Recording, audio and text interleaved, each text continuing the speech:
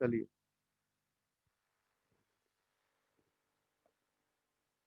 स्वस्थ हो आप, मस्त हो और बहुत ही अच्छी तरह पढ़ाई कर रहे हो। बहुत अच्छी बात है। देखो यार झाला जी, ये हनी भी आ गई यार। भगा दो यार, आप तो हाथ से पकड़ के उठा। इंडक्टिव इफेक्ट का एप्लीकेशन पढ़ रहे थे। Application of inductive effect. उसमें हम लोगों ने कार्बोकैटायन की स्टेबिलिटी, फ्री रेडिकल की स्टेबिलिटी, एसिडिक स्ट्रेंथ और चौथा कार्बन आयन की स्टेबिलिटी पढ़ रहे थे। मैंने बताया था कि जब भी आप स्टेबिलिटी चेक करोगे तो सबसे पहले कार्बोकैटायन या कार्बोएनायन या फ्री रेडिकल का नेचर जानना जरूरी है कि ये इलेक्ट्रॉन डिफिशियंट है कि ये इलेक्ट्रॉन रिच है। और अगर हमें ये पता चल गया कि ये इलेक्ट्रॉन डिफिशियंट है या इलेक्ट्रॉन रिच है, तो हम बड़े आसानी से पता लगा सकते हैं स्टेबिलिटी के बारे में। जैसे हम लोग कार्बन आयन की स्टेबिलिटी डिस्कस कर रहे थे, तो मैंने बताया कि जो कार्बन आयन होते हैं वो इलेक्ट्रॉन रिच होते हैं, ऑक्टेट कंप्लीट होता है। तो बड़ी आसानी से कोई भी स्टूडेंट बोल सकता है कि सर माइनस आई इफेक्ट वाले ग्रुप जो है इनकी स्टेबिलिटी को क्या करेंगे, बढ़ा देंगे।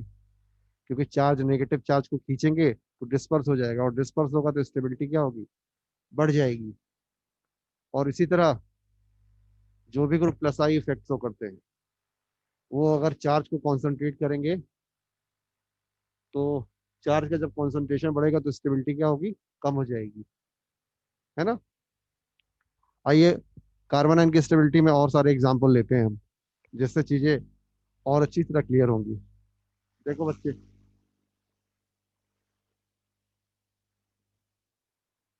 एक मिनट बेटा वेट करो, परेशान कर देंगे।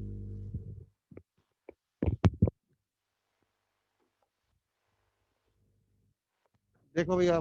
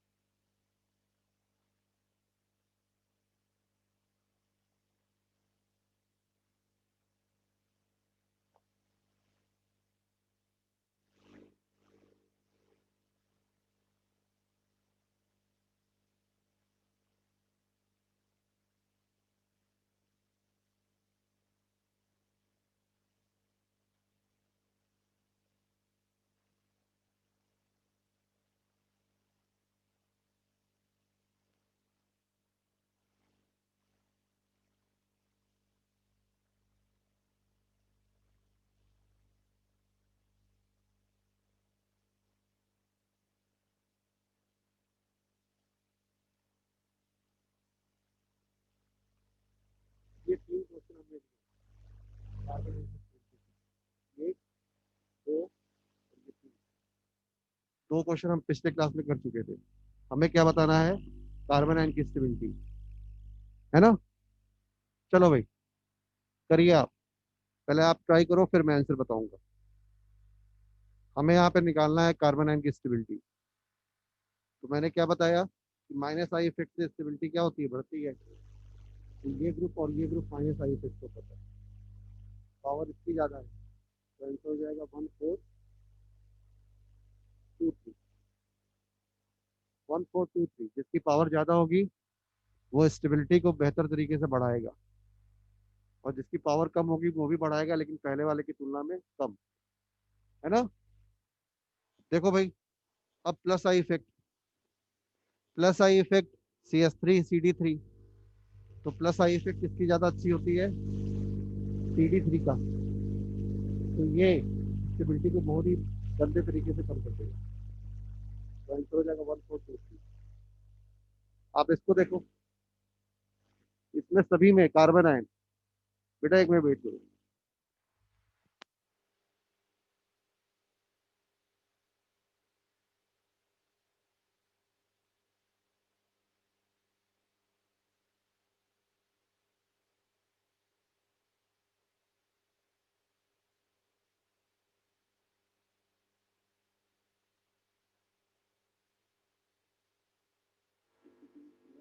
हाँ खोल दिए थे यार, हम हवा नहीं आ रहा था कुछ।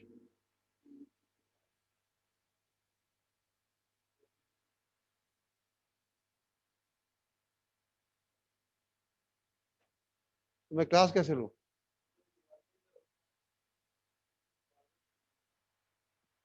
कैसे निकलेंगे?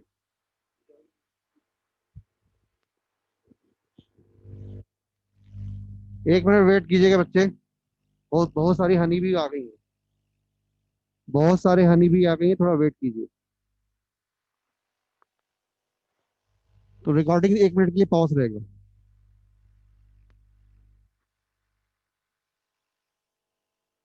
बंद कर दिया।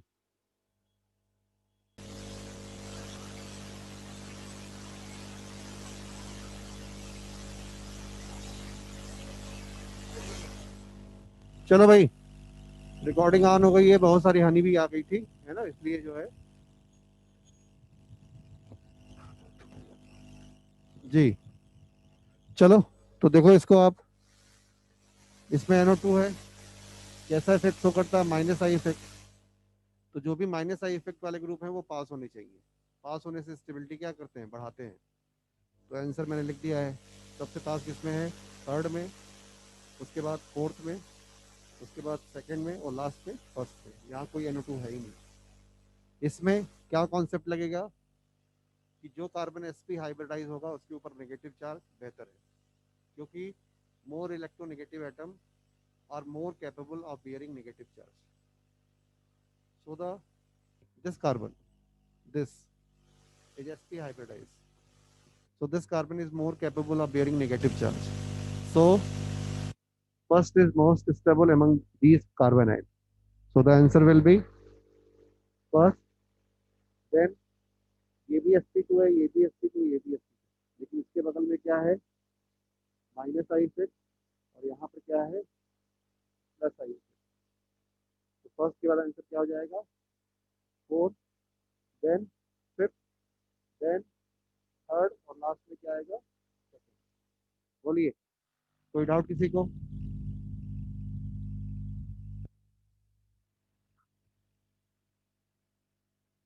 मेरी आवाज सबको आ रही है क्या?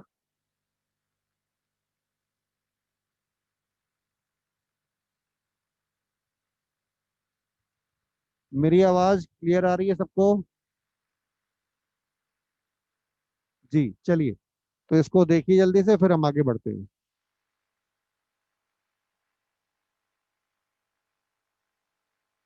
बेटा, क्लास के रिकॉर्डिंग के बारे में मुझे पता नहीं है। कुछ टेक्निकल एरर है, जैसे ही दूर होगा आपको मिल जाएगा। चलो भाई, नेक्स्ट देखो आप। नेक्स्ट देखिए। देखो भाई,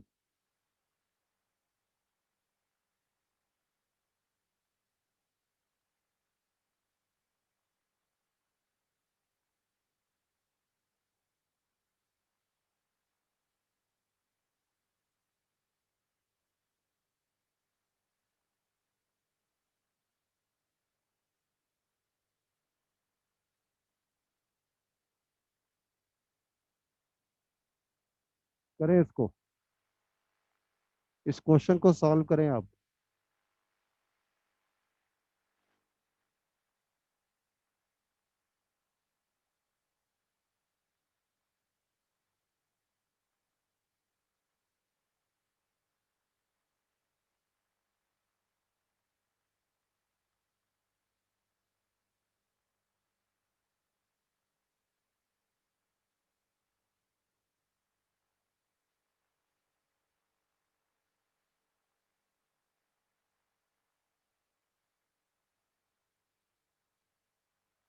चलो बच्चे, इस क्वेश्चन को सॉल्व करें जल्दी से।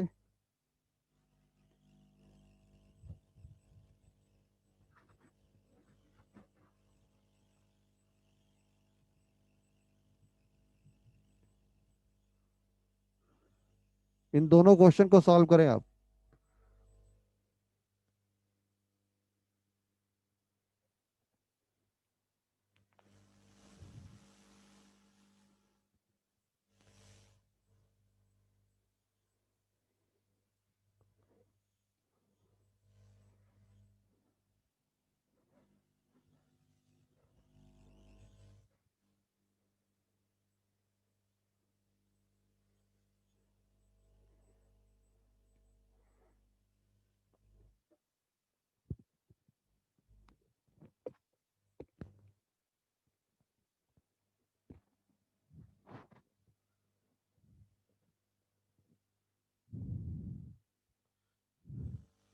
चलो भाई देखो आप, सारे माइनस आई इफेक्ट शो करते हैं, ये सारे ग्रुप जिसकी पावर जितनी ज़्यादा उतनी ज़्यादा स्टेबिलिटी बढ़ाएगा। तो सबसे पहले आएगा थर्ड, फिर आएगा फोर्थ, फिर आएगा फिफ्थ, फिफ्थ आएगा फर्स्ट, देन आएगा सेकंड, है ना।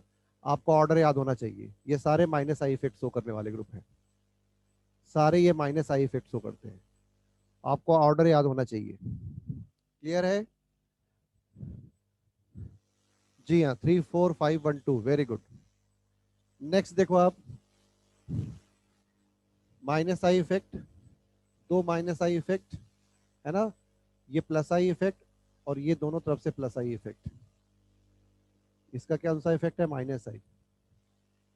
तो जितना ज्यादा माइनस आई इफेक्ट उतनी ज्यादा स्टेबिलिटी, जितना पास माइनस आई इफेक्ट उतनी ज्यादा स्टेबिलिटी, क्योंकि आई इफेक्ट परमानेंट इफेक्ट है, डिस्टेंस पे डिपेंड करता है। तो आंसर क्या हो जाएगा? सेकंड, फिर first, then third, then fourth, है ना। तो बेटा कार्बन आयन जो होते हैं वो बेस की तरह बिहेव करते हैं, कंजुगेट बेस की तरह, कंजुगेट बेस की तरह बिहेव करते हैं। तो अगर मैं आपसे, सोचो आप, अगर मैं यहाँ पर सभी जगह एच जोड़ दूँ, यहाँ भी एच, यहाँ भी एच, यहाँ भी एच, यहाँ भी एच, यहाँ भी एच, और आपसे पूछूं कि किसकी एसिडिक स्ट्रेंथ ज़्यादा है, ये ए लिख दूँ, ये बी लिख दूँ, ये सी लिख दूँ, ये डी लिख दूँ, ये ई लिख दूँ, तो एसिडिक स्ट्रेंथ बताने के लिए आप क्या करते हो? एसिडिक स्ट्रेंथ बताने के लिए आप कंजुगेट बेस की स्टेबिलिटी देखते हो। तो जिसका कंजुगेट बेस जितना ज़्यादा स्टेबल होगा उसकी रिएक्टिविटी क्या होगी? उसकी रिएक्टिविटी, सॉरी, उसकी स्टेबिलिटी क्या होगी? उतनी ही ज़्यादा होगी, और एसिडिक स्ट्रेंथ क्या होगा? बढ़ जाएगा। आगे ऐसे क्वेश्चन करेंगे, इसको नोट कर लो आप। तो फिर हम नेक्स्ट पांचवा एप्लीकेशन लेते हैं। कार्बन आयन की स्टेबिलिटी हो गई। अब मेरी आवाज आ रही सबको सही?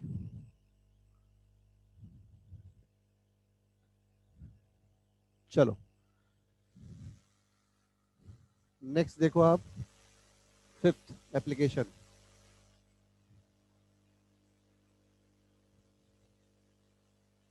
Basic strength. तो बच्चों बेसिक स्ट्रेंथ के बारे में आपको बताया था कि बेसिक स्ट्रेंथ क्या होता है।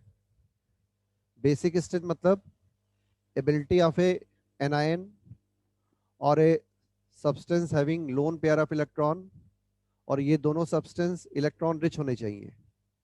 जितना आसानी से ये अपनी इलेक्ट्रॉन डेंसिटी को H प्लस के साथ शेयर करते हैं, जितनी आसानी से ये अपनी इलेक्ट्रॉन डेंसिटी को H प्लस के साथ शेयर करते हैं, बेसिक स्ट्रेंथ उतनी ही ज़्यादा होती है ना।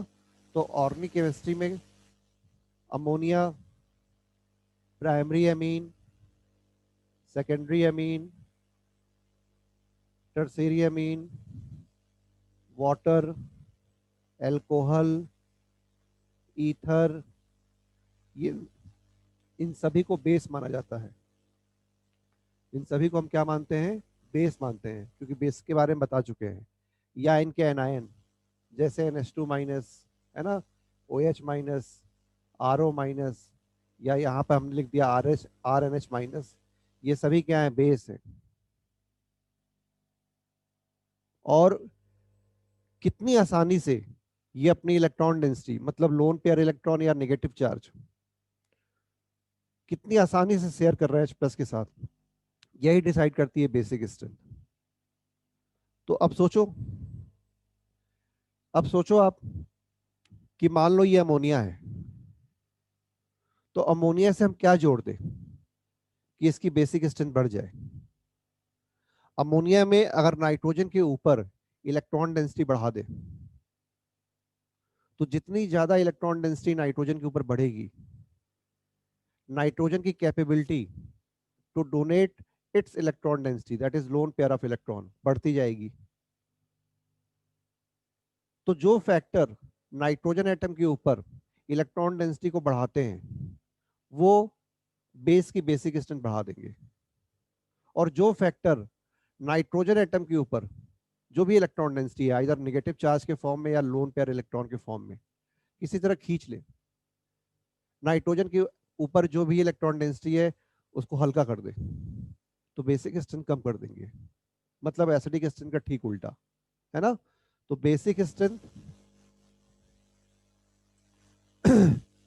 Basic strength is proportional to KB, और हम जानते हैं जितना ज्यादा पीकेबी होगा बेसिक स्ट्रेंथ कम होगा।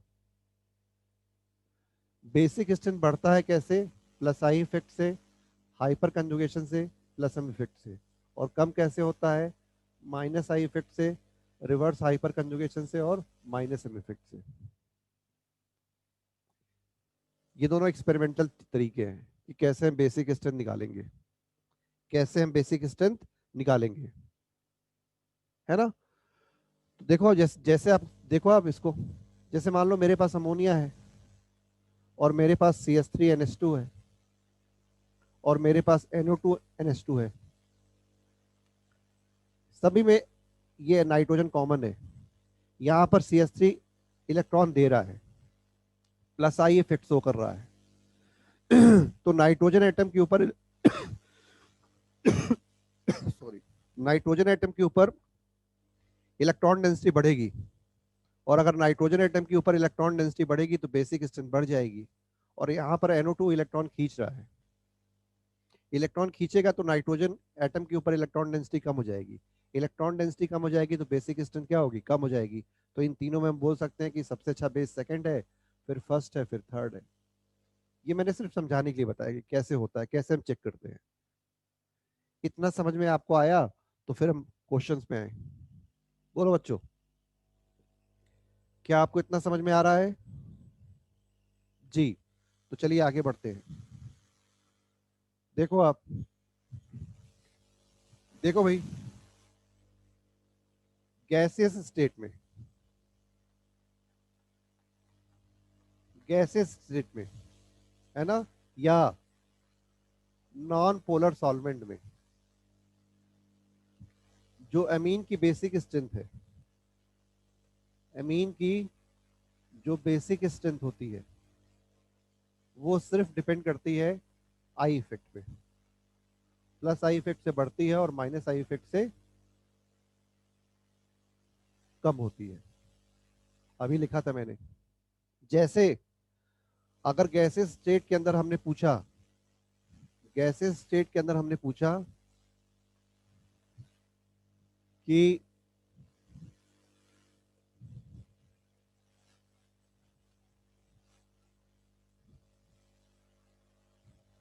देखो आप, यहां पर CH3 था,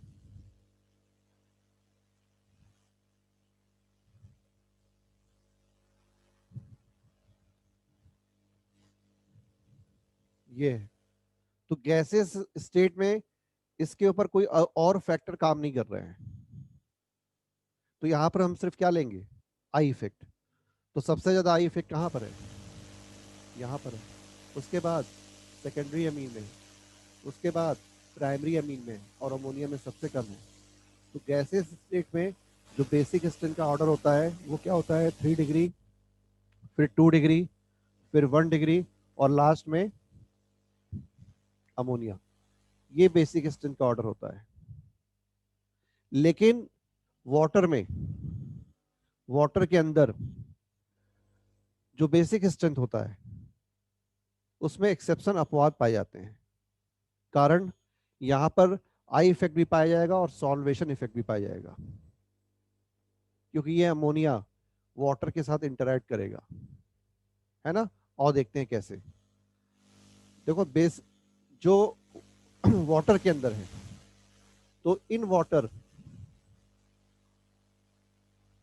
अगर हमारे पास मिथाइल सब्स्टिट्यूटेड अमीन है, मिथाइल सब्स्टिट्यूटेड अमीन है, तो बेसिक स्ट्रेंथ का ऑर्डर ये होता है: CH3 का होल्ड ट्वाइस NH, फिर मिथाइल अमीन,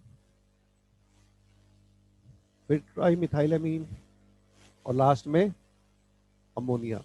ये ऑर्डर होता है बेसिक स्ट्रेंथ का। और अगर हमारे पास इथाइल सब्स्टिट्यूटेड अमीन है,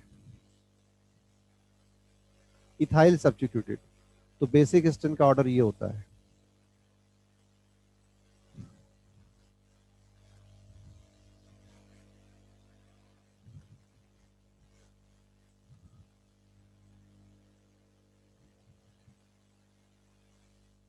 ये ऑर्डर होता है। मतलब 2 डिग्री अमीन दोनों केसेस में सबसे आगे है, चाहे मिथाइल सब्स्टिट्यूटेड अमीन हो चाहे इथाइल सब्स्टिट्यूटेड अमीन हो। अमोनिया दोनों केसेस में सबसे पीछे है।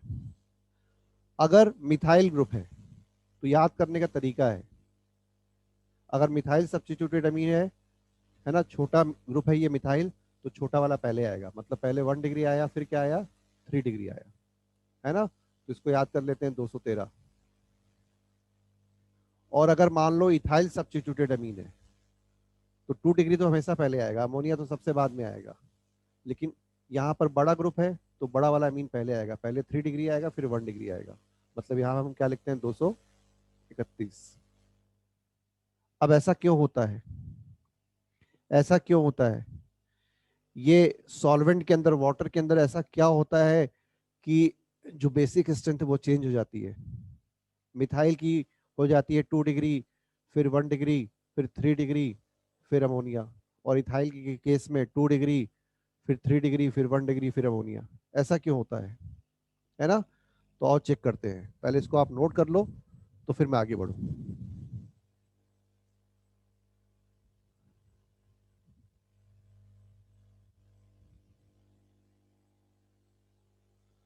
जी हाँ,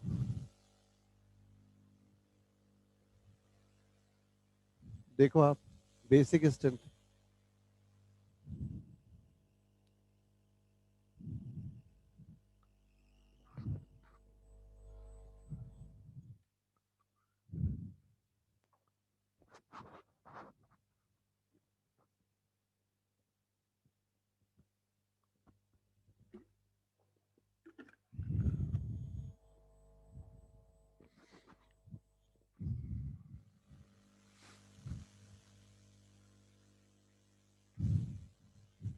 नोट कर लिया क्या।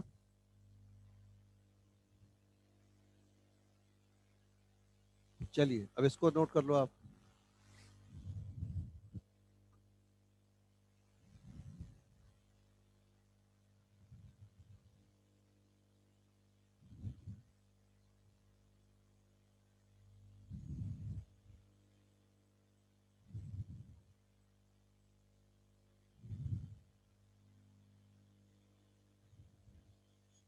चलिए नोट कर लिया इसको।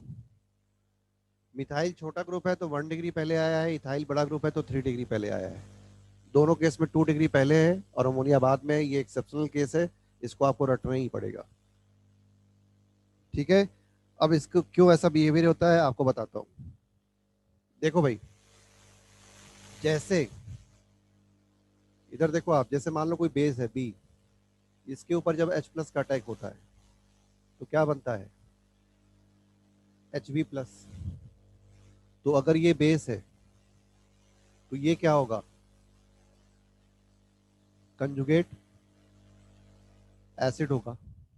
बोलो सही है, बोलिए सही है कि नहीं। तो जैसे हम लोगों ने एसिडिक स्टेन पढ़ा था, तो एसिडिक स्टेन कैसे निकाला था, by the stability of conjugate base. तो उसी तरह यहाँ पर बेसिक स्ट्रेंथ हम निकाल सकते हैं by the stability of conjugate acid. कि बेस ने अपनी इलेक्ट्रॉन डेंसिटी शेयर किया किसके साथ, H+ के साथ, तो ये कंजुगेट एसिड बना। अगर ये स्टेबल है तो रिएक्शन बैक नहीं होगा, और अगर रिएक्शन बैक नहीं होगा तो ये जो है बेस है स्ट्रॉन्ग बेस कहलाएगा। अगर ये अनस्टेबल है तो रिएक्शन बैक हो जाएगा, और अगर रिएक्शन बैक होगा तो यही बेस वीक बेस कहलाएगा। तो जिस तरीके से हम एसिडिक स्ट्रेंथ डिसाइड करते हैं by the stability of conjugate base, उसी तरीके से हर जगह नहीं, कुछ केसेस में हम बेसिक स्ट्रेंथ डिसाइड करते हैं by the stability of conjugate acid. ये आपको याद रखना है ना। तो आओ देखें हम, होता क्या है कि अगर आप इंडक्टिव इफेक्ट की बात करो, सिर्फ इंडक्टिव इफेक्ट की बात करो, है ना, तो ये हमारे पास 3 डिग्री अमीन है, ये हमारे पास 2 डिग्री अमीन है, ये 1 डिग्री अमीन है, और ये अमोनिया है। 3 डिग्री, 2 डिग्री, 1 डिग्री और अमोनिया है। तो जितना ज्यादा प्लस आई इफेक्ट होगा, नाइट्रोजन एटम के ऊपर इलेक्ट्रॉन डेंसिटी बढ़ेगी, और यदि नाइट्रोजन एटम के ऊपर इलेक्ट्रॉन डेंसिटी बढ़ेगी तो बेसिक स्ट्रेंथ बढ़ेगी। तो अगर हमारे कंसिडरेशन में सिर्फ प्लस आई इफेक्ट है, जो कि गैसेस फेज में होता है और नॉन पोलर सॉल्वेंट में होता है, तो हम आंख बंद करके बोल सकते हैं कि 3 degree amine is the most basic. लेकिन यहाँ पर हम बेसिक स्ट्रेंथ निकाल रहे हैं वाटर के साथ। वाटर में क्या होगा, बेस के ऊपर जो वाटर का H+ है वो अटैक कर देगा, तो कंजुगेट एसिड बनेगा, है ना। तो देखो, इन वाटर, अब हमारे पास ये है, देखो, आर आर आर, ये H, ये कंजुगेट एसिड है। देखो ये बेस ये था और इसके ऊपर H+ ने अटैक किया तो ये बन गया। बोलो सही है? बोलिए सही है कि नहीं? बोलिए सही है कि नहीं? अब यहाँ पर हम कंजुगेट एसिड की स्टेबिलिटी निकालेंगे। मतलब ये जो अमोनियम आयन बन रहा है R3N+H, इसकी स्टेबिलिटी निकालेंगे। तो देखो 3 डिग्री अमीन केस में ये कंजुगेट एसिड बनेगा, 2 डिग्री अमीन के केस में ये कंजुगेट एसिड बनेगा, 1 डिग्री अमीन के केस में ये कंजुगेट एसिड बनेगा, और अमोनिया के केस में ये कंजुगेट एसिड बनेगा। बोलो सही है कि नहीं? है ना, देख लो। आप इसको यहाँ रखो, H+ का अटैक कराओ तो ये बन गया, इसको यहाँ रखो H+ का अटैक कराओ तो ये बन गया। देखो इसकी तरह, इसकी तरह, ये इसकी तरह है, ये इसकी तरह है। तो हमें अगर अगर जो सबसे ज्यादा स्टेबल होगा वो सबसे अच्छा बेस कहलाएगा, क्योंकि कंजुगेट बेस अगर कंजुगेट एसिड अगर स्टेबल है तो बेसिक स्ट्रेंथ क्या है, ज्यादा है। यही तो पढ़ाया था आपको। अब देखो यहाँ पर इसको, यहाँ पर क्या है, H है, और ये H किससे अटैच है, नाइट्रोजन से। तो ये वाटर के साथ हाइड्रोजन बॉन्ड फॉर्म करेगा, एक हाइड्रोजन बॉन्ड। ये वाटर के साथ 2 हाइड्रोजन बॉन्ड फॉर्म करेगा, क्योंकि 2 हाइड्रोजन इसके साथ है। ये वाटर के साथ 3 हाइड्रोजन बॉन्ड फॉर्म करेगा, देखो आप। और ये वाटर के साथ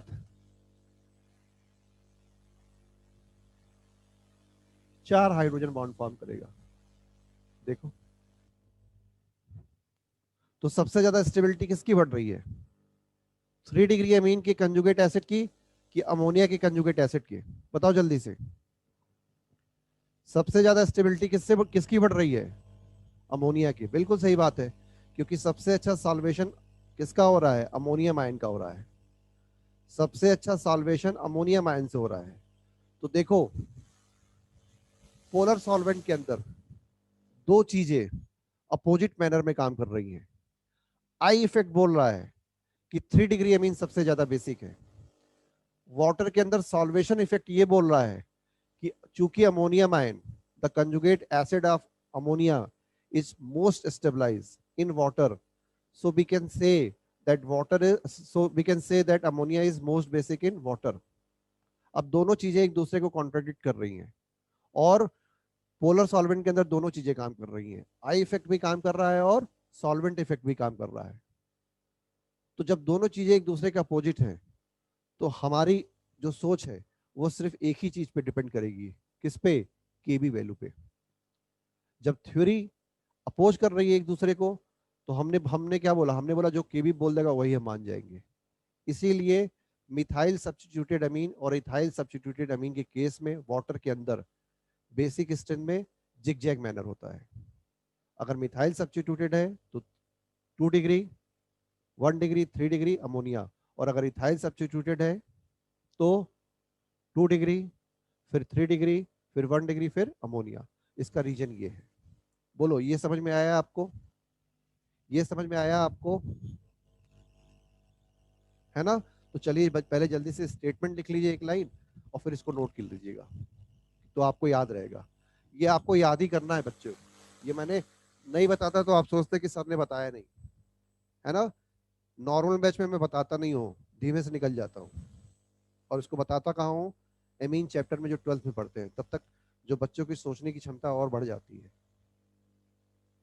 लेकिन आप लोग सोच समझ सकते हो, इसलिए आप लोग को यहीं पर एक्सप्लेन कर दिया है। लिखिए एक लाइन स्टेटमेंट, लिखो। लिखो इन गैसेस और नॉन पोलर सॉल्वेंट, लिखो in gases or in presence of non polar solvent,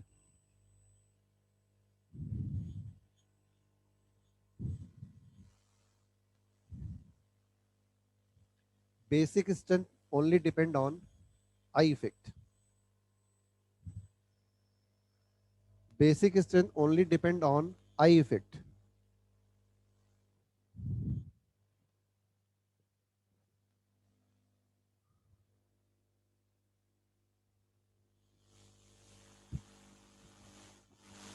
But in case of water or polar solvent,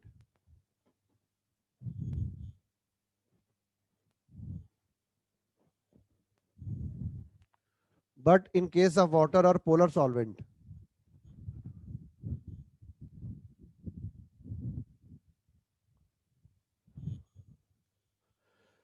it depend on two factor. It depend on two factor.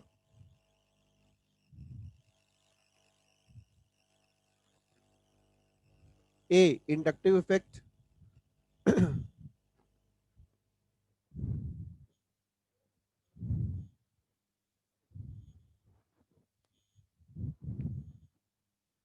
B, solvation effect. B, solvation effect.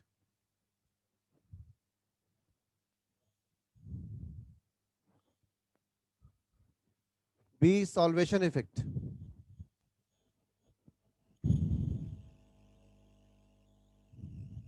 By solvation effect.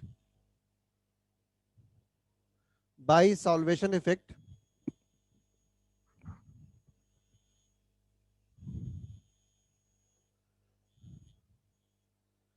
the conjugate acid of ammonia is more stabilized.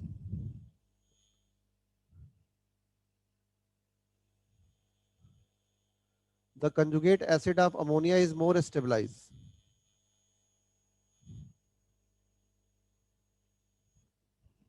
But but by inductive effect,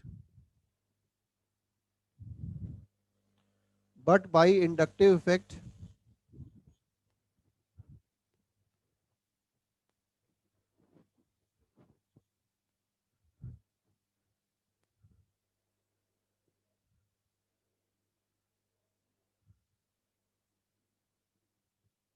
three-degree amine is most basic.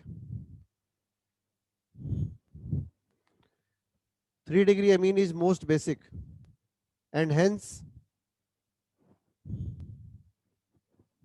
and hence in case of methyl and ethyl substituted amine, and hence in case of methyl and ethyl substituted amine,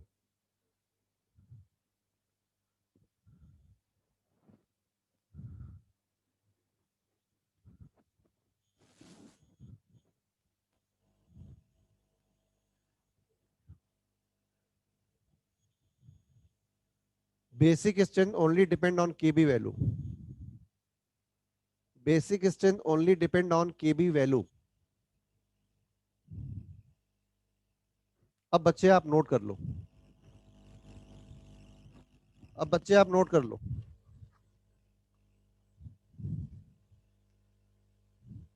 किसी बच्चे को कोई doubt है क्या? इसको आपने note कर लिया क्या? चलो,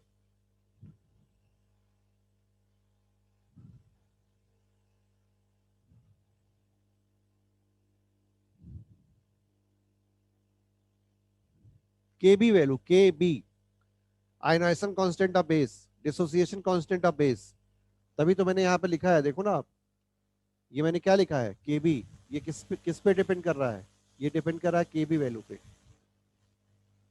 ठीक है जी, ये याद रखना है, टेस्ट में पूछा जाता है क्वेश्चन ये। गैसेस स्टेट में ये था, सिंपल सी बात है, 3 डिग्री, 2 डिग्री, 1 डिग्री अमोनिया।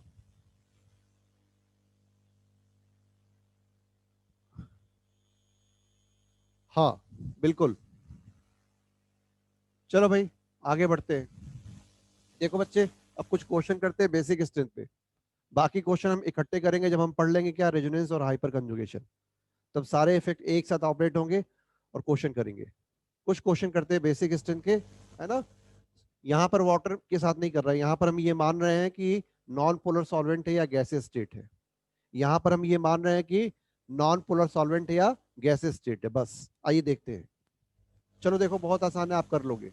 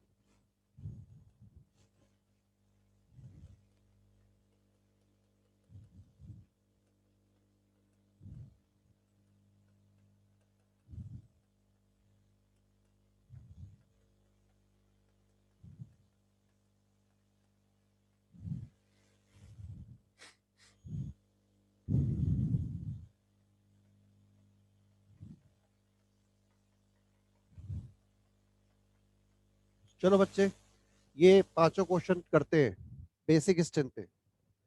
अरे वाह, कुछ बच्चों ने धड़ाधड़ आंसर देना शुरू कर दिया, कमाल कर दिया यार। चलिए आइए देखते हैं, डिस्कस भी कर लेते हैं। तब पहले एक बार नोट कर लो आप पांचों, तो डिस्कस कर लेते हैं।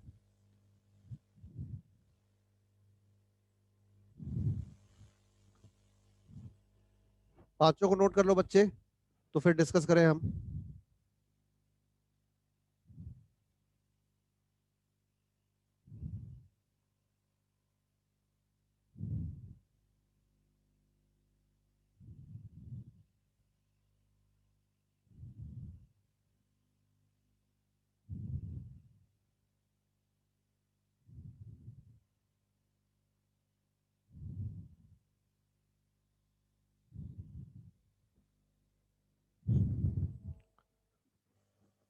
चलो देखो आप, देखो आप, नाइट्रोजन एटम के ऊपर इलेक्ट्रॉन डेंसिटी खूब अच्छी होनी चाहिए।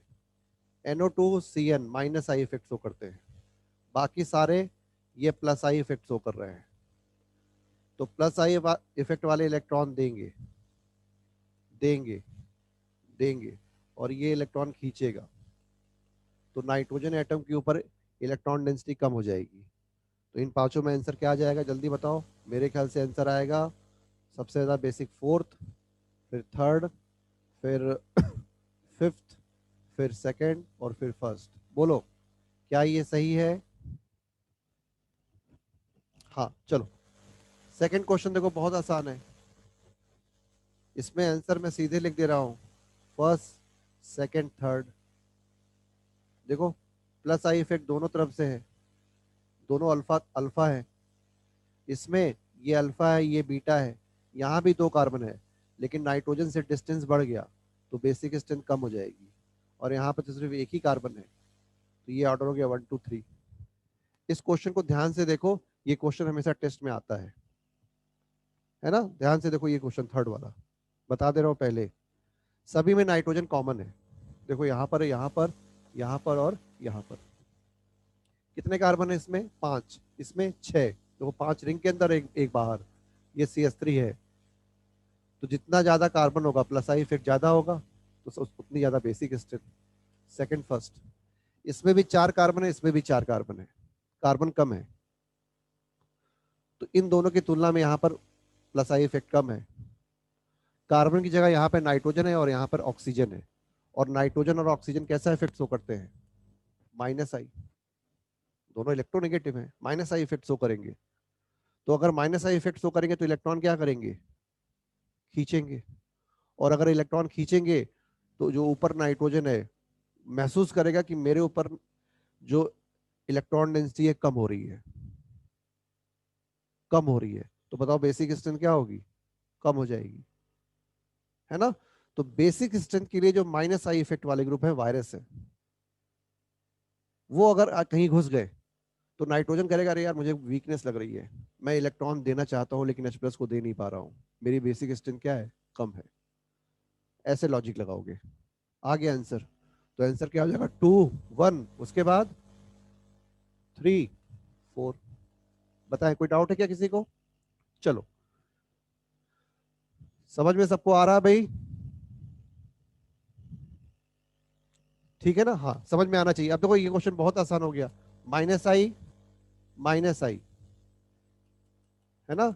ये sp हाइब्रिडाइज कार्बन है, ये sp2 हाइब्रिडाइज कार्बन है, ये मोर इलेक्ट्रोनेगेटिव है तो इसका माइनस आई इफेक्ट ज्यादा है। ये देखो अल्फा बीटा गामा, और यहाँ पर क्या है?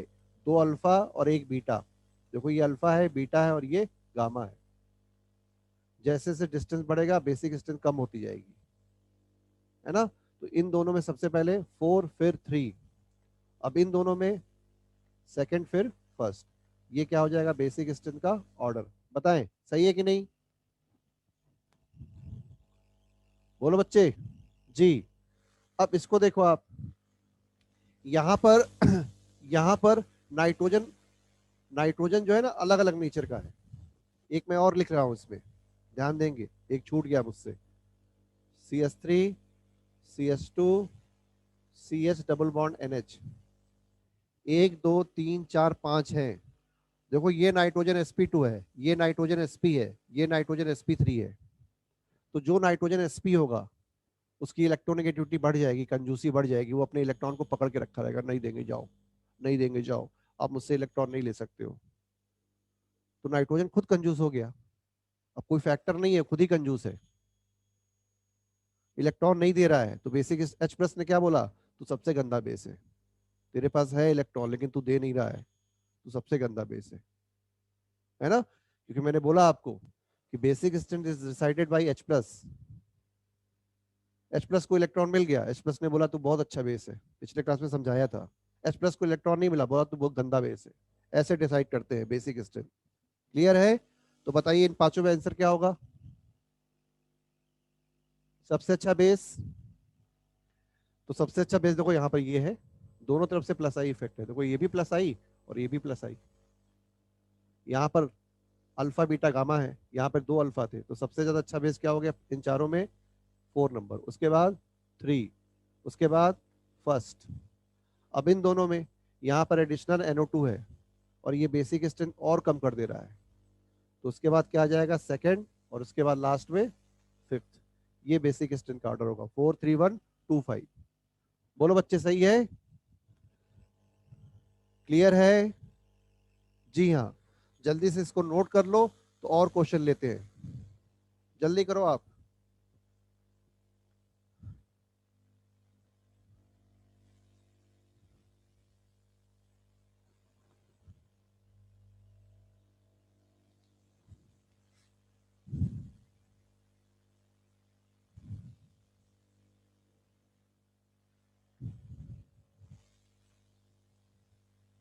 नोट कर लिया क्या आप लोगों ने?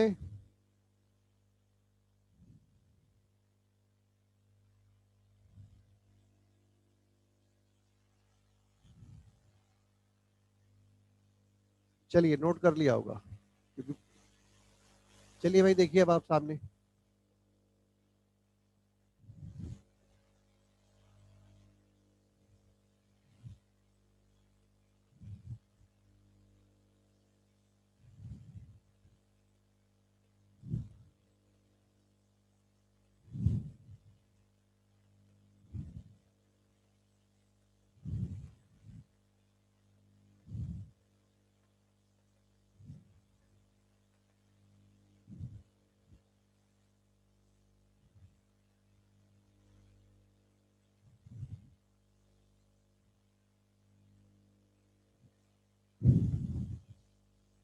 बेसिक स्ट्रेंथ निकालना है इसमें।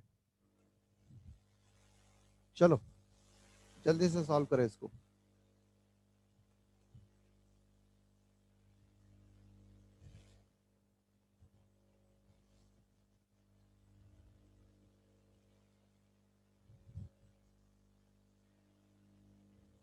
Basic strength,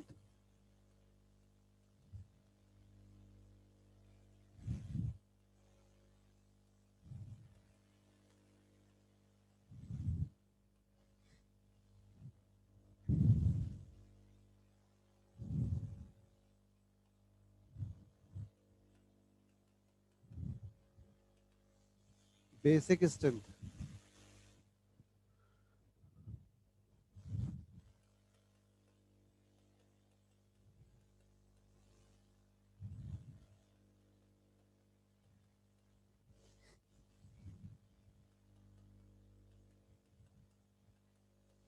basic strength.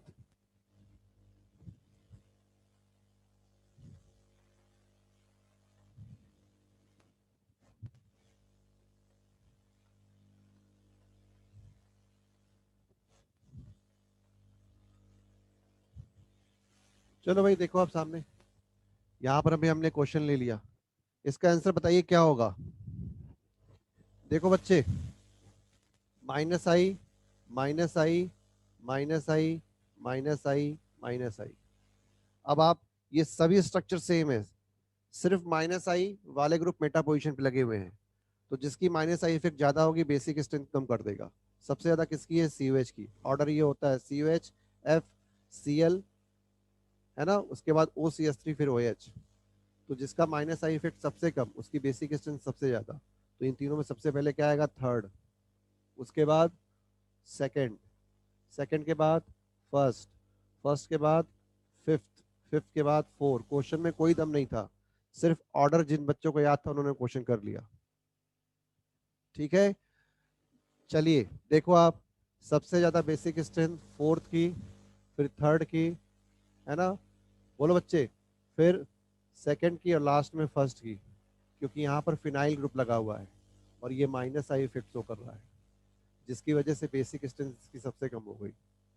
यहाँ पर 2 प्लस आई इफेक्ट है, यहाँ पर 1 प्लस आई इफेक्ट है, और यहाँ पे कोई आई इफेक्ट नहीं है। यहाँ पे आई इफेक्ट है लेकिन माइनस आई इफेक्ट भी है, तो overall minus I effect lead कर जाएगा, बेसिक स्ट्रेंथ कम कर देगा।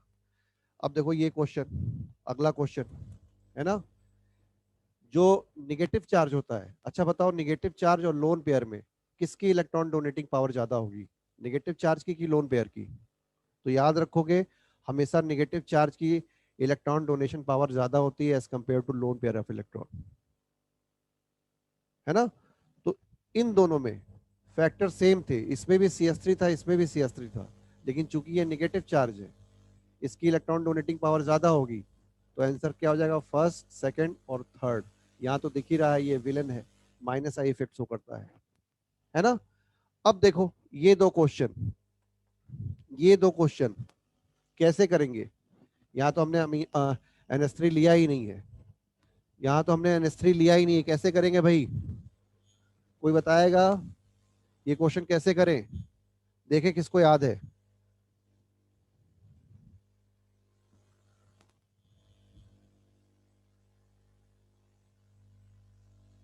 अरे वाह, वेरी गुड, बहुत बढ़िया, कृष्णन ने सही जवाब दिया, बिल्कुल सही बात कर रहा है।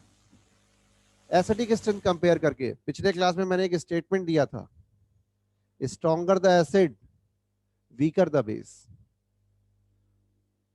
तो अगर आपको इनकी बेसिक स्ट्रेंथ निकालनी है तो एसिडिक स्ट्रेंथ निकाल लो, H+ जोड़ दो सब में तो एसिड बन जाएगा, H+ निकाल दो तो ये बेस बन जाएगा। Stronger the acid weaker the base, weaker the acid stronger the base, यही तो मैंने बताया था। तो उस पर भी एक क्वेश्चन देना जरूरी था, कि मान लो मैंने नहीं पढ़ाया तो यहाँ पर एक बच्चे ने आंसर दिया, पढ़ा दिया तो सबके सही, है ना। तो बताओ इन तीनों में, यहाँ भी H जोड़ो, यहाँ भी H जोड़ो, यहाँ भी H जोड़ो, ये बन गया ट्राइफ्लोरोएसिटिक एसिड, ये बन गया एसिटिक एसिड, और ये बन गया मीथेनॉल। हमेशा कार्बोक्सिलिक एसिड की एसिडिक स्ट्रेंथ अल्कोहल से क्या होती है, ज्यादा होती है, तो बेसिक स्ट्रेंथ कम होगी। इन दोनों में, इन दोनों में इसकी एसिडिक स्ट्रेंथ ज्यादा है, तो बेसिक स्ट्रेंथ सबसे कम होगी।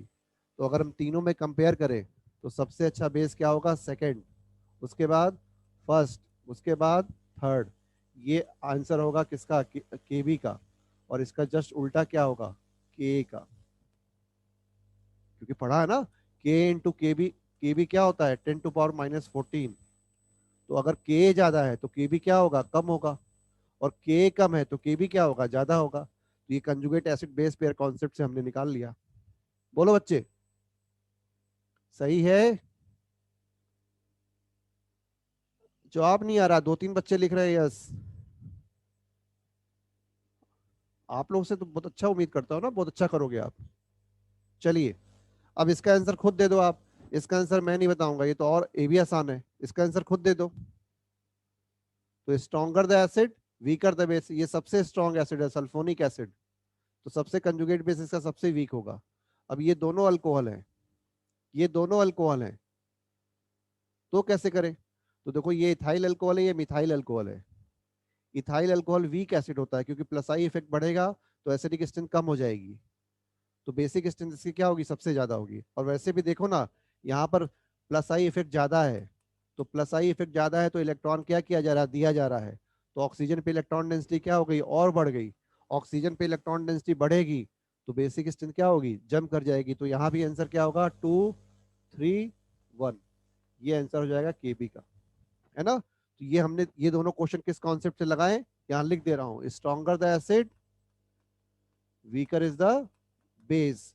Weaker the acid, stronger is the base. ये याद रखना है। बोलो बच्चे, सही है। सभी बच्चों को मेरी बात समझ में आ रही है क्या, जी।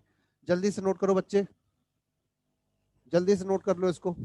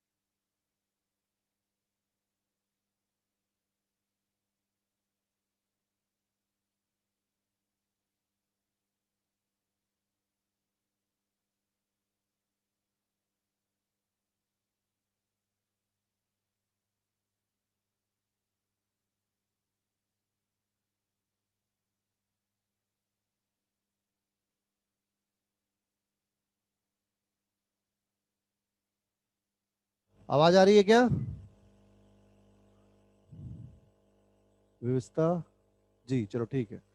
नोट कर लिया क्या ये, चलिए नोट कर लिया क्या। चलो भाई आगे बढ़ते हैं। क्या हुआ,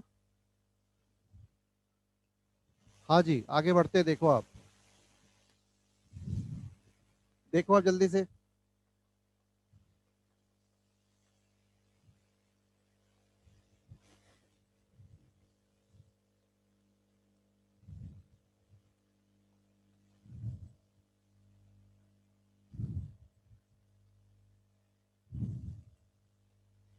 देखो, ये सारे हाइड्राइड हैं,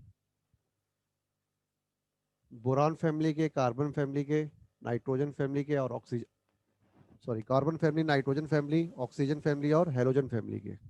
दिख रहा है कि नहीं ये, है ना। चलो बताओ, अगर हम किसी ग्रुप में जाते हैं टॉप टू बॉटम, अगर हम किसी ग्रुप में जाते हैं टॉप टू बॉटम, तो एसिडिक स्ट्रेंथ बढ़ती है कि कम होती है।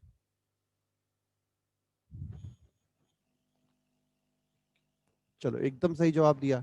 ऐसा क्यों होता है कि किसी ग्रुप में जब हम टॉप टू बॉटम जाते हैं तो एसिडिक स्ट्रेंथ बढ़ती है, क्यों ऐसा होता है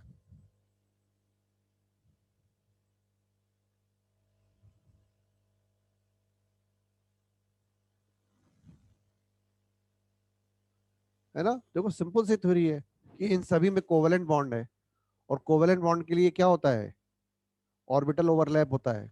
हाइड्रोजन का साइज छोटा, फ्लोरीन का साइज भी हाइड्रोजन के लगभग बराबर कह सकते हो। तो इनका जो बॉन्ड बना वो मजबूत था, लेकिन हाइड्रोजन और आयोडीन के बीच में जो बॉन्ड बना बहुत ही पुअर था, क्योंकि साइज अलग अलग था। हाइड्रोजन का साइज बहुत छोटा, आयोडीन का साइज बहुत बड़ा। तो इनके बीच में जो ओवरलैपिंग हुई बहुत पुअर हुई, और बहुत पुअर ओवरलैपिंग हुई तो तुरंत आयोडीन ने हाइड्रोजन का साइज साथ छोड़ दिया। और हाइड्रोजन का साथ जैसे ही छोड़ा, जो एच था, अगल बगल के लोगों ने बोला कि बहुत ही स्ट्रॉन्ग एसिड हो। क्यों? क्योंकि स्ट्रॉन्ग एसिड क्या होते हैं? ऐसे कंपाउंड जो 100% डिसोसिएट हो जाए। तो यहां पर हम कह सकते हैं कि के वैल्यू डिपेंड करती है किस पे? बॉन्ड डिसोसिएशन एनर्जी पे। Bond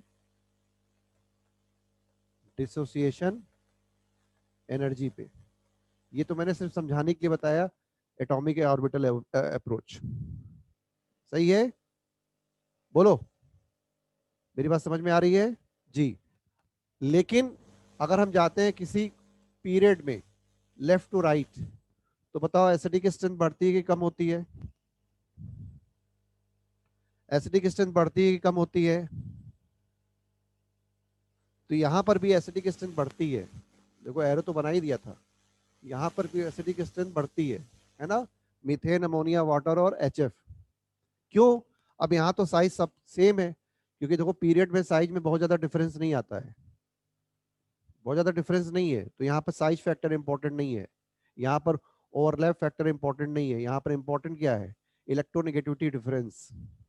fluorine is highly electronegative. उसने हाइड्रोजन को बुलाया, इधर आ, इधर आ, इधर आ, इधर आ। हाइड्रोजन बेचारा छोटा प्यार था, गया उसके पास, क्या है? उसने धीमे से एक चाटा लगाया और उसके इलेक्ट्रॉन को अपने जेब में रख लिया। तो हाइड्रोजन रोते हुए निकल गया, तो मेरा इलेक्ट्रॉन फ्लोरीन ने ले लिया, मेरा इलेक्ट्रॉन फ्लोरीन ने ले लिया, है ना? अब आ जाओ कार्बन हाइड्रोजन पे। तो कार्बन हाइड्रोजन की इलेक्ट्रोनेगेटिविटी लगभग सेम है, दोनों की दोस्ती भी बड़ी अच्छी होगी। और दोस्ती अच्छी होगी तो हाइड्रोजन कभी कार्बन का साथ छोड़ेगा नहीं, और अगर हाइड्रोजन कार्बन का साथ छोड़ेगा नहीं तो बॉन्ड स्ट्रांग होगा, और अगर बॉन्ड स्ट्रांग होगा तो एसिडिक स्ट्रेंथ पुअर हो जाएगी, है ना? तो याद रखोगे कि किसी भी ग्रुप में जब हम जाते हैं टॉप टू बॉटम, तो एसिडिक स्ट्रेंथ बढ़ती है। ये होता है ड्यू टू साइज डिफरेंस, जिसको टेक्निकल भाषा में बोल देते हैं बॉन्ड डिसोसिएशन एनर्जी। लेकिन किसी पीरियड की बात करें टू लेफ्ट टू राइट जाने पर एसिडिक स्ट्रेंथ बढ़ती है। अब यहाँ पे साइज डिफरेंस नहीं, टेक्निकल भाषा में बोले तो इलेक्ट्रोनेगेटिविटी डिफरेंस, है ना? तो यहाँ पर हम क्या बोलेंगे? ड्यू टू,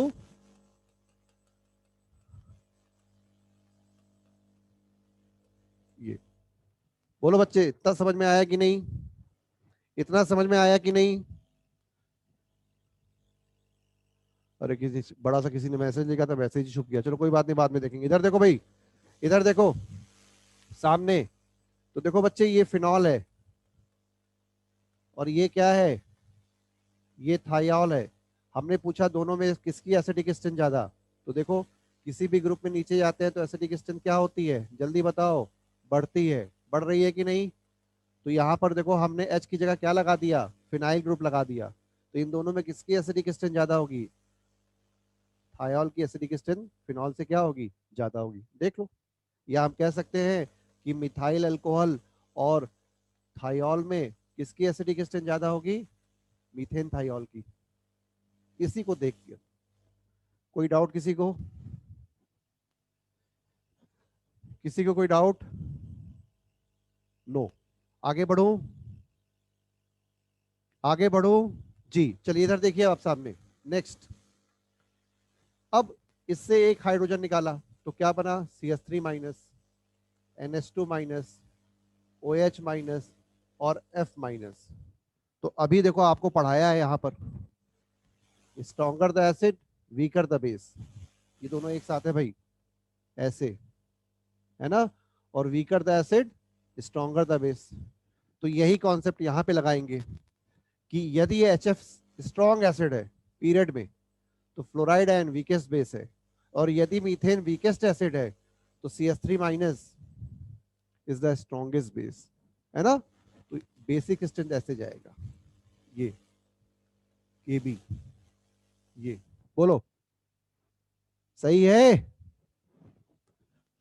सही है? और देखो फिर एक लंबा सा मैसेज चला गया, इतना तेजी से आता है एक मैसेज, जरा पढ़ ले। एक बच्चा बहुत देरी अच्छी, हाँ सर इनऑर्गेनिक में तो बताया था कि बेसिक स्ट्रेंथ बढ़ती है down the group, basic strength बढ़ती है डाउन द ग्रुप। मैं यहाँ पर कंजुगेट एसिड बेस पेयर की बात कर रहा हूँ। ये कोई बेस थोड़ी ना है, ये बेस है क्या? ये बेस है क्या? ये बेस थोड़ी ना है। बेस की डेफिनेशन बताया है कि नहीं है आपको कि इलेक्ट्रॉन रिच होने चाहिए, निगेटिव चार्ज या लोन पेयर होने चाहिए, है ना? तो देखो अब सामने, अब हम बात करेंगे बेस की। ये फ्लोराइड आयन है, ये क्लोराइड आयन है, ये ब्रोमाइड आयन है और ये आयोडाइड आयन है। इनका कंजुगेट बेस अगर नीचे जाने पे एसिडिक स्ट्रेंथ बढ़ रही है तो कंजुगेट बेस की बेसिक स्ट्रेंथ क्या होगी? ये होगी, है ना?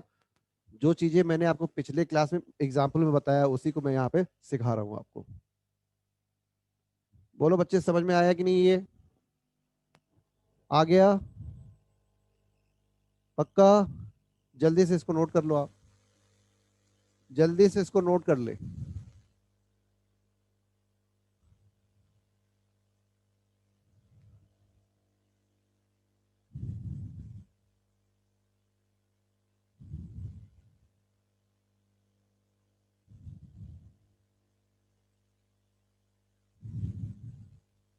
चलिए नेक्स्ट फिर आगे बढ़ते हैं। देखिए आप, जैसे अगर मान लो हमारे पास ये कंपाउंड है CH3 CH2 negative, CH3 negative, है ना? और OH निगेटिव, NH2 निगेटिव और F निगेटिव। और किसी ने पूछा बताओ बेसिक स्पिन का ऑर्डर क्या होगा, तो बड़े आसानी से हम बोल देंगे 1 2 3, है ना? सॉरी, 1 2 4 3 5। बताइए, सही है? क्योंकि ये इथेन है, ये मीथेन है, ये वाटर है, ये अमोनिया है, ये HF है। सबसे ज्यादा एसिडिक स्ट्रेंथ HF की, तो ये सबसे वीकेस्ट बेस। और सबसे वीक एसिड इथेन, तो ये सबसे स्ट्रॉन्गेस्ट बेस। बोलो, क्लियर है? क्लियर है जी? चलिए फिर एक क्वेश्चन देखो आप, हमारे पास ये है,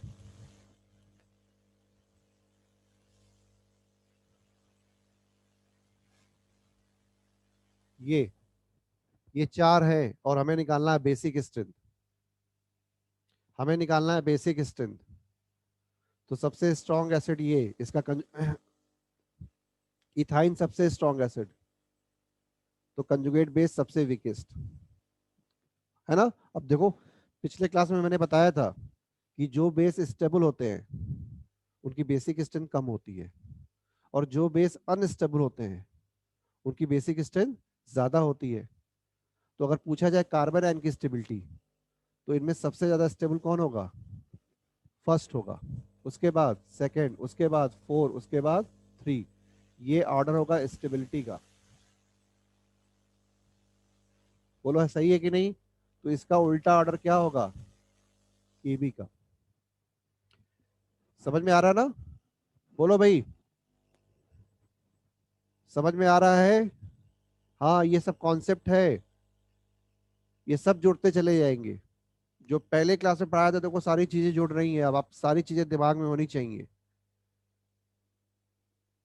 तो stronger the acid weaker the base, इसका इसका जो है कंजुगेट एसिड क्या है? CS ट्रिपल बॉन्ड CH है। इसका क्या है? CS2 डबल बॉन्ड CH2 है। इसका क्या है? इथेन है। और इसका क्या है? मीथेन है। तो अगर हम इन चारों की एसिडिक स्ट्रेंथ की बात करें तो सबसे ज्यादा स्ट्रॉन्ग फर्स्ट, उसके बाद सेकंड, फिर फोर, फिर थ्री। ये आंसर आ गया Ka का। तो इसका जस्ट उल्टा क्या हो जाएगा? KB। देखो उल्टा है, 3 4 2 1, उल्टा लगाया है ना? बोलो बच्चे, समझ में आया आपको कि नहीं? ठीक है, चलो। तो ये हमने पढ़ लिया एप्लीकेशन ऑफ आई इफेक्ट। अब आप काम क्या करोगे कि जो मॉड्यूल में इंडक्टिव इफेक्ट के क्वेश्चन है बिगनर बॉक्स तक, उसको सॉल्व कर डालोगे, इलिस्ट्रेशन प्रॉब्लम भी करोगे और बिगनर बॉक्स भी सॉल्व करोगे, है ना? और एक्सरसाइज 1 में इंडक्टिव इफेक्ट के जो क्वेश्चन होंगे उसमें अटैकिंग रीजन में बाद में पढ़ाता हूँ। आपके मॉड्यूल में अटैकिंग रीजन पहले दिया है, उसको भी छोड़ दीजिएगा। अगर टेस्ट में कभी आएगा तो मैं पढ़ा दूंगा, लेकिन मेरा जो तरीका है मैं उसी को फॉलो कर रहा हूँ। तो यहाँ पर हमने खत्म कर लिया इंडक्टिव इफेक्ट। अब आप इसके क्वेश्चन कीजिएगा, है ना। और मैंने आपको आइसोमेरिज्म की सीट भी दी है, उसमें बहुत अच्छे अच्छे क्वेश्चन, हर तरह के क्वेश्चन मैंने डाल दिए हैं, पूरे भर दिए हैं। उसकी प्रैक्टिस कर लीजिएगा, आंसर पीछे दिए हैं। अगर आपको आंसर में कोई करेक्शन दिखेगा तो मुझे व्हाट्सअप कर देना, क्योंकि मैंने हाथ से बनाया है क्वेश्चन। चलिए, अब सबसे इंपॉर्टेंट कॉन्सेप्ट की तरफ बढ़ते हैं, जिसका नाम है रेजोनेंस, है ना। तो देखो बच्चे, इसको आपने नोट कर लिया होगा। आगे हेडिंग डालूं? अरे वाह, बहुत बढ़िया। देखो ध्रुव ने जो है बिगनर बॉक्स भी कर लिया। चलो भाई, रेजोनेंस।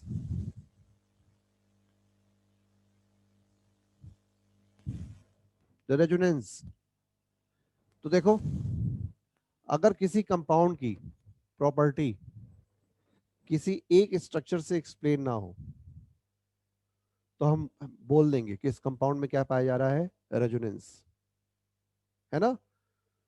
उस कंपाउंड में क्या पाया जा रहा है, रेजोनेंस पाया जा रहा है। तो देखो आप सामने पहले, जैसे मान लो तुम्हारे पास ये बेंजीन है। बेंजीन का दूसरा स्ट्रक्चर ये भी होता है ना। तो बेंजीन में क्या होता है कि रेजोनेंस है क्या, delocalization of pi electron. Inductive effect में सिग्मा इलेक्ट्रॉन पोलराइज हो रहे थे टूवर्ड मोर इलेक्ट्रोनेगेटिव एटम, तो वहां पर इंडक्टिव इफेक्ट का कॉन्सेप्ट जनरेट हुआ। और मैंने बताया था कि जब इलेक्ट्रॉन का डीलोकलाइजेशन होता है, और इसमें भी अगर पाई इलेक्ट्रॉन का डीलोकलाइजेशन हो, तो ऐसे इफेक्ट को बोलते हो रेजोनेंस इफेक्ट, है ना। तो delocalization of pi electron with vacant p orbital or with vacant d orbital give the concept of resonance। तो कोई भी कंपाउंड या आयन रेजोनेंस शो करे, इसके लिए नेसेसरी कंडीशन है कि दो एटम के बीच में पाई इलेक्ट्रॉन हो, और उसके बगल में कोई एटम ऐसा हो जिसके पास वैकेंट ऑर्बिटल हो, आइदर पी और डी। अगर ऐसी घटना पाई जाती है तो हम कह देंगे कि इस कंपाउंड में रेजोनेंस है ना, रेजोनेंस है। क्यों? क्योंकि भाई पाई इलेक्ट्रॉन है, हाईली रिएक्टिव है। लेकिन रिएक्टिव होने से मतलब क्या है, अगर बगल में जो एटम है उनके पास स्पेस ही नहीं है, स्पेस मतलब ऑर्बिटल नहीं है। क्योंकि मान लो ये दो एटम है, ये दो एटम, इनके बीच में क्या है, सिग्मा इलेक्ट्रॉन है, पाई इलेक्ट्रॉन है। ये पाई इलेक्ट्रॉन हाईली रिएक्टिव है, ये मूव करना चाहते हैं, लेकिन इसके बगल में जो एटम ये है, इसके पास कोई वैकेंट ऑर्बिटल नहीं है, तो ये पाई इलेक्ट्रॉन को अपने साथ दोस्ती नहीं करने देगा। लेकिन अगर मान लो इधर जो एटम है, इसके पास वैकेंट ऑर्बिटल है, तो इस पाई इलेक्ट्रॉन को बोलेगा आजा, है ना, मेरे पास वैकेंट ऑर्बिटल है, तू मुझसे दोस्ती कर ले। तो ये जैसे ये पाई इलेक्ट्रॉन जम करके इधर जाएगा, तो पाई इलेक्ट्रॉन डीलोकलाइज हो जाएगा। और जैसे ही पाई इलेक्ट्रॉन डीलोकलाइज होगा, हम बोलेंगे इस कंपाउंड में क्या पाया जा रहा है, resonance, that is delocalization of pi electron. Simple words में आप नाम देते हो, delocalization of pi electron with vacant p orbital और d orbital give the concept of resonance. तो जल्दी से पहले एक लाइन लिखिए, फिर मैं थोड़ा सा इसको डिस्कस करता हूँ। टाइम लूंगा 10 मिनट का, है ना। लिखो आप जल्दी से, लिखो delocalization of pi electron, delocalization of pi electron with vacant p orbital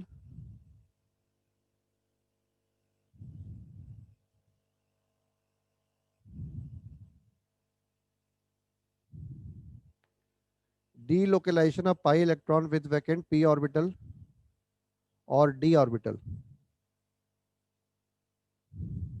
with vacant p orbital or d orbital give the concept of resonance, give the concept of resonance।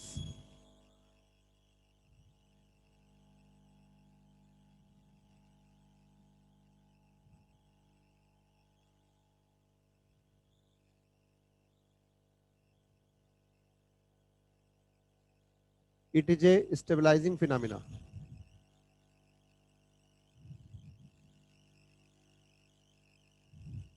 It is a stabilizing phenomena.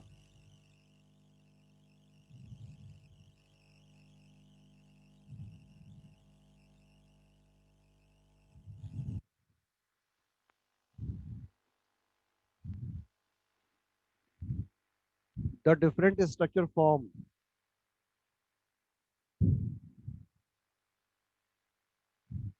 The different structure form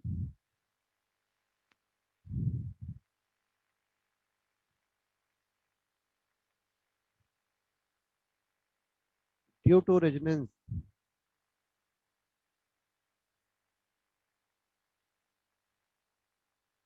is called as resonating or canonical structure. सामने लिखा हुआ है resonating or canonical structure.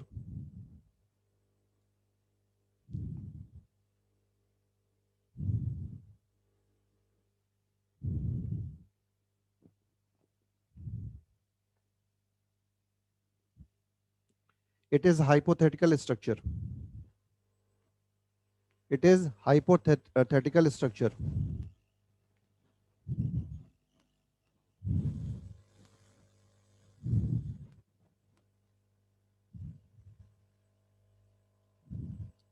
The actual structure of the molecule is represented by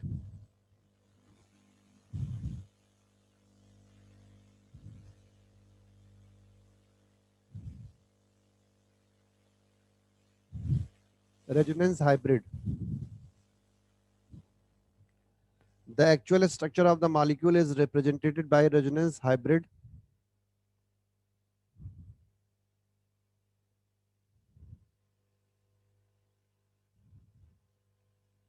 For example,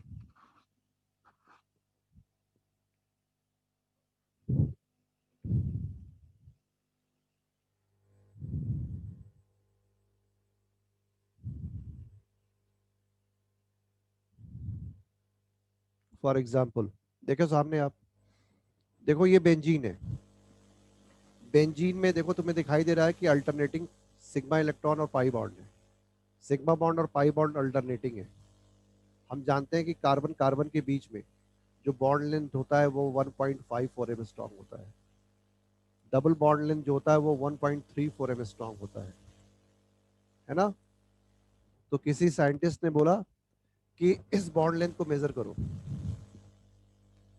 बच्चे ने किया किसी scientist ने बोला इस बॉन्ड लेंथ को मेजर करो बच्चे ने किया लेकिन पाया क्या ये जो बॉन्ड लेंथ है जहाँ पे कार्बन कार्बन डबल बॉन्ड दिख रहा है ये इसकी बॉन्ड लेंथ आनी चाहिए 1.34 एम स्ट्रॉन्ग लेकिन नहीं आया ये जो बॉन्ड है जो तुम्हें सिंगल बॉन्ड दिख रहा है इसकी बॉन्ड लेंथ आनी चाहिए 1.54 एम स्ट्रॉन्ग लेकिन नहीं आया तो इसका मतलब जो बेंजीन का एक्चुअल स्ट्रक्चर है वो ये रिप्रेजेंट नहीं करता है क्योंकि अगर एक्चुअल स्ट्रक्चर ये रिप्रेजेंट करता तो आपको बॉन्ड लेंथ के बारे में सही जानकारी मिलती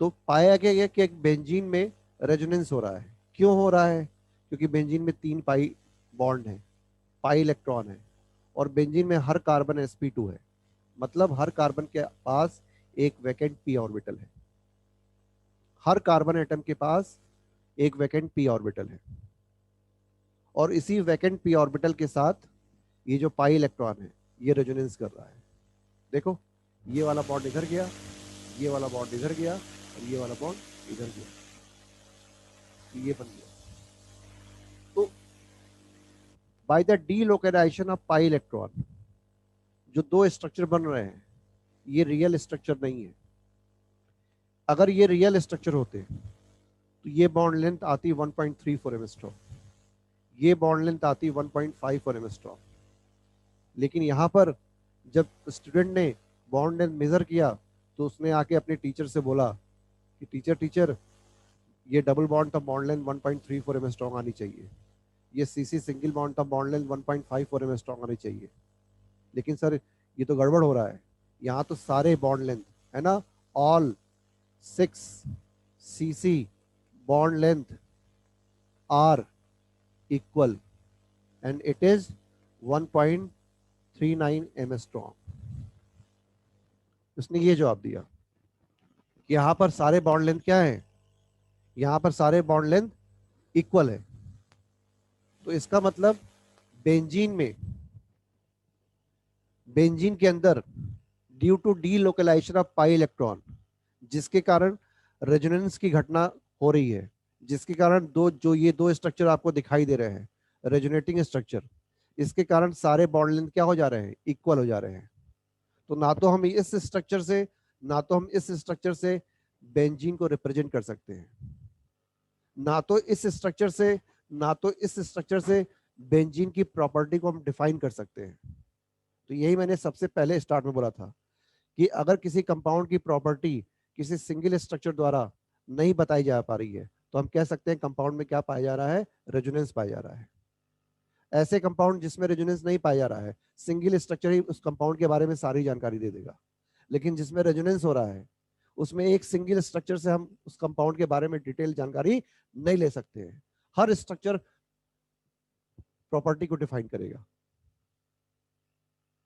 तो इसका मतलब ना तो ये बेंजीन का रियल स्ट्रक्चर है, ना तो ये बेंजीन का रियल स्ट्रक्चर है। The actual structure of the benzene molecule is represented by A resonance hybrid. और ये रेजोनेंस हाइब्रिड किससे बनता है, यही दोनों स्ट्रक्चर आपस में मिलकर क्या बनाते हैं, रेजोनेंस हाइब्रिड बनाते हैं। यही दोनों स्ट्रक्चर कैसे, देखो आप ऐसे। तो आपने जो बेंजीन में ये देखा है गोला, बड़ा सा रिंग, ये क्या रिप्रेजेंट कर रहा है, ये रिप्रेजेंट करता है delocalization of pi electron, that is resonance, that is resonance। क्योंकि अगर बेंजीन में रेजोनेंस नहीं होता तो जो डबल बॉन्ड है वो 1.34 एम स्ट्रॉन्ग आता, जो सिंगल बॉन्ड है वो 1.54 एम स्ट्रॉन्ग आता। लेकिन ऐसा नहीं हुआ। तब पता लगाया गया कि क्या हो रहा है, तो पता चला कि बेंजीन के अंदर जो पाई इलेक्ट्रॉन है वो रेजोनेंस कर रहे हैं, डीलोकलाइज्ड है। पूछा गया कैसे कर रहे हैं, किसने इसको किसने हेल्प किया, तो पता चला कि हर कार्बन के पास, हर कार्बन sp2 है, तो हर कार्बन के पास वैकेंट पी ऑर्बिटल है, और इस वैकेंट पी ऑर्बिटल के साथ जो पाई इलेक्ट्रॉन है वो डीलोकलाइज्ड है। तो यहां से पता चला कि रेजोनेंस के लिए नेसेसरी कंडीशन है delocalization of pi electron with vacant p orbital और d orbital. P pi resonance भी होता है, p pi d pi resonance भी होता है। यहां पर क्या हो रहा है, पी पाई रेजोनेंस हो रहा है, क्योंकि सारे पी ऑर्बिटल है। देखो आप सामने कार्बन है तो 1s2 2s2 2p2 है ना। इसका मतलब जो पी ऑर्बिटल है वही रेजोनेंस में इन्वॉल्व है, इसलिए हमने नाम क्या दे दिया, पी पाई रेजोनेंस। लेकिन इसी कार्बन के साथ अगर मान लो क्लोरीन लगा रहता, तो क्लोरीन के पास वैकेंट डी ऑर्बिटल है, थर्ड पीरियड का है, तो वहां पर जो रेजोनेंस होता है उसको हम क्या नाम देते हैं, पी डी पाई रेजोनेंस। तो उसके बारे में अगले क्लास में डिस्कस करेंगे, है ना। अब समय कम है, मेरे ख्याल से रेजोनेंस के बारे में जो अभी बताया मैंने, इतना हल्का सा, बहुत ही हल्का सा, अभी कुछ कुछ बताया नहीं है, इतना आपको समझ में आ गया होगा कि रेजोनेंस की जरूरत क्यों पड़ी। क्योंकि किसी भी कंपाउंड की केमिकल प्रॉपर्टी को जब हम एक स्ट्रक्चर द्वारा डिफाइन नहीं कर सकते हैं, तो उस कंपाउंड में क्या पाया जाता है, रेजोनेंस पाया जाता है। रेजोनेंस क्या होता है, delocalization of pi electron with vacant p और डी ऑर्बिटल। इससे होता क्या है, इससे किसी कंपाउंड के बहुत सारे इमेजिनरी स्ट्रक्चर बनते हैं, हाइपोथेटिकल स्ट्रक्चर बनते हैं, जिनको हम आइसोलेट नहीं कर सकते हैं, इसलिए नाम दे देते हैं इमेजिनरी स्ट्रक्चर और हाइपोथेटिकल स्ट्रक्चर। और इन स्ट्रक्चर को हम क्या बोलते हैं, रेजोनेटिंग स्ट्रक्चर और कैनोनिकल स्ट्रक्चर। जो एक्चुअल स्ट्रक्चर होता है मॉलिक्यूल का, वो इन दोनों के सम से बनता है, क्या, रेजोनेंस हाइब्रिड। इसको हम आइसोलेट कर सकते हैं, ये कंपाउंड की पूरी प्रॉपर्टी को वेल डिफाइन करता है। So the actual structure of a molecule is called as resonance hybrid, है ना। आज सिर्फ यहीं तक पढ़ाऊंगा, अगली क्लास में फिर आगे बढ़ेंगे। क्लास में रेगुलर रहिए, अगर आप चाहते हो जीओसी को अच्छी तरह समझना। समझ में आ रहा है, और जो भी डाउट आए आप पूछ सकते हो कभी भी। थैंक यू वेरी मच, आज के लिए सिर्फ इतना ही। बाय बच्चे।